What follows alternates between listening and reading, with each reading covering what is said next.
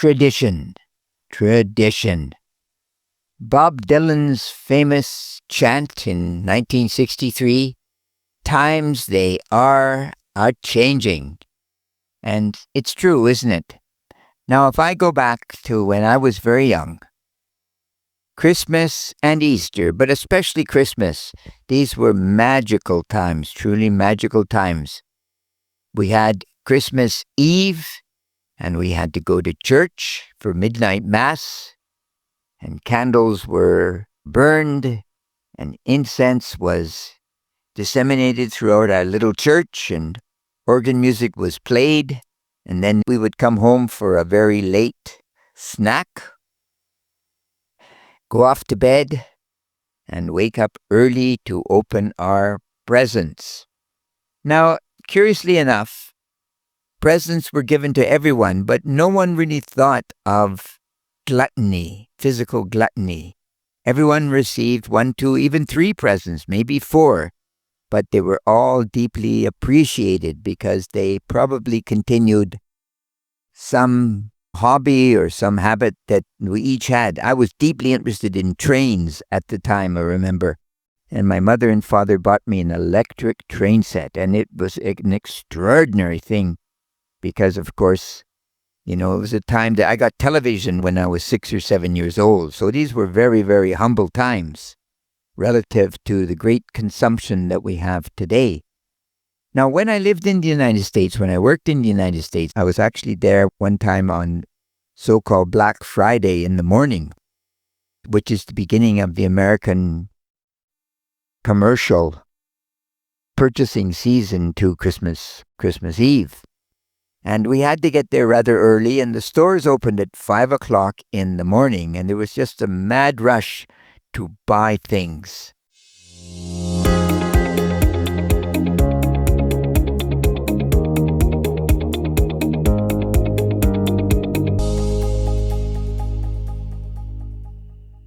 So consumerism really presented its vicious head, and it was blind consumerism. Like nobody really cared about the tradition of Jesus' birth in that sense. And as an aside, I recently finished a book, I think I mentioned before, by Carl Jung, and he points out that in Western psychology, that Jesus is the archetype of the perfect man. And of course, in his Sermon on the Mount, he spoke about peace and love and nonviolence, for sure, to care for our fellow human beings.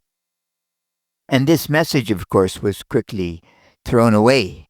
We very quickly got into a state 3 or 4 centuries later that we had just war, according to, of course, St. Augustine. And that's continued up until the modern day. I'm quite sure the Russians and the Ukrainians think they're fighting a just war, and I think probably Israel thinks it's fighting a just war, and so does Hamas. But all war is bad, ultimately, isn't it?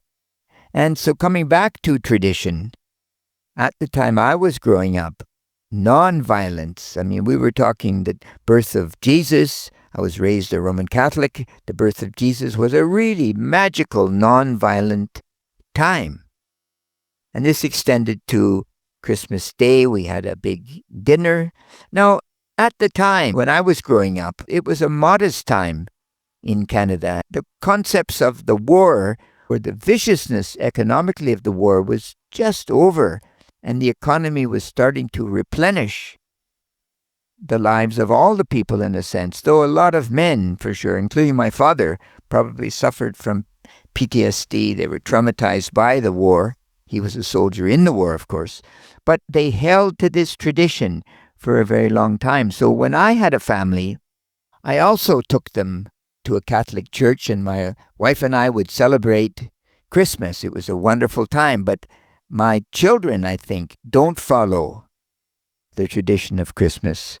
And I think if you ask them, they would say, well, we're very spiritual, but we are not religious. So the tradition is gone. They're not unique, of course, at all. Their generation has really done away with any type of formalized faith in that sense. And I'm not so sure that's a good thing. So I continue to attend a Catholic church, and I know this is true in Chinese families. that the tradition of Chinese New Year now is increasingly not really practiced in the glorious way, in the magnificent way it used to be practiced.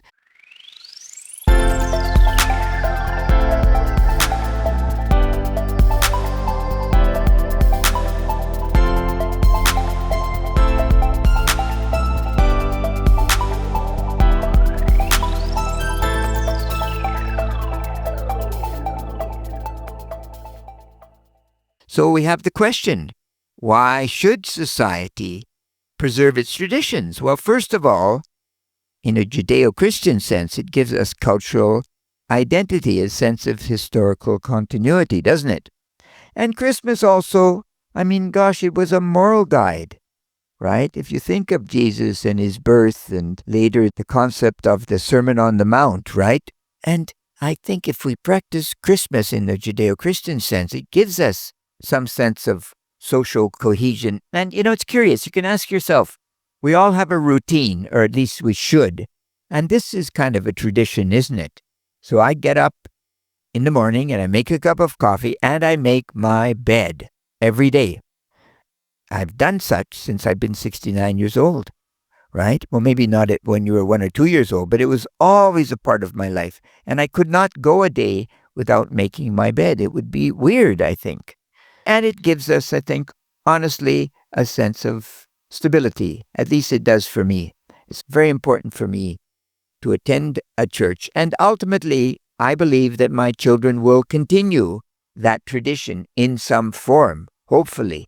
Now, the loss of tradition, of course, has its own perils, doesn't it? Things disappear. Now, you think to yourself, when was the last time you ever handwrote a letter? Now, they say if you do business abroad and you finish the business meeting, you fly home. And when you fly home, you, of course, will send an email of thanks, but then send a handwritten card.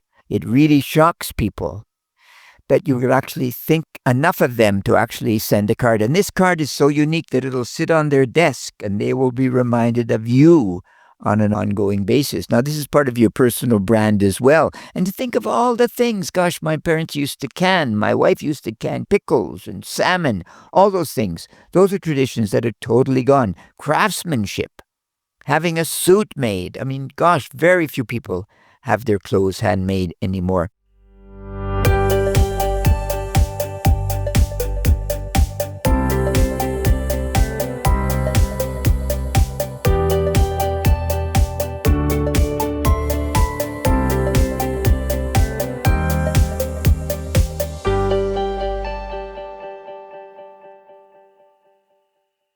So as we slip away from our former traditions, what are the traditions that are replacing them? And that's the kind of the frightening question, in a sense, isn't it? Because if you think to yourself, you walk down the street and you look at people and they are literally into their phones. They're consumed by their phones. I see people on scooters that the passenger is on the phone, and many times the driver is as well at a stoplight. And this can't be good because very little that's coming out of the phone is knowledge-based. It's usually just social intercourse, nonsense for the most part. It certainly is not enhancing our skills of critical thinking and time.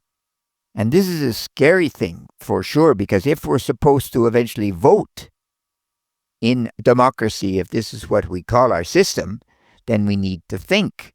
And thought is a learned process. To learn to think requires thinking. Just like learning to read requires reading, learning to write requires writing. If we don't practice these skills, and the phone certainly can replace most of those, and so can AI to a certain extent, then the population will soon be enslaved. We will have a modern-day version of serfdom. I think we should ponder these things because these new traditions could be very dangerous. But I trust people. I trust young people. And I think in the end, there will be enough young people that will learn that they must develop some form of brand, of person. I don't mean as some sort of personal image. I mean a personal brand, something that identifies them, if you will. And then We will have new traditions, and maybe we'll even integrate the old traditions. I read as well that there's a tremendous return to organized religion, to the church.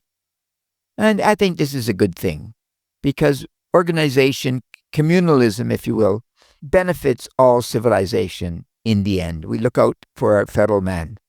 And you know what they say? You know what they say? Critical thinking is everything, especially when it comes to tradition, and critical thinking is great, truly great. You take care of yourself. God bless. Bye-bye.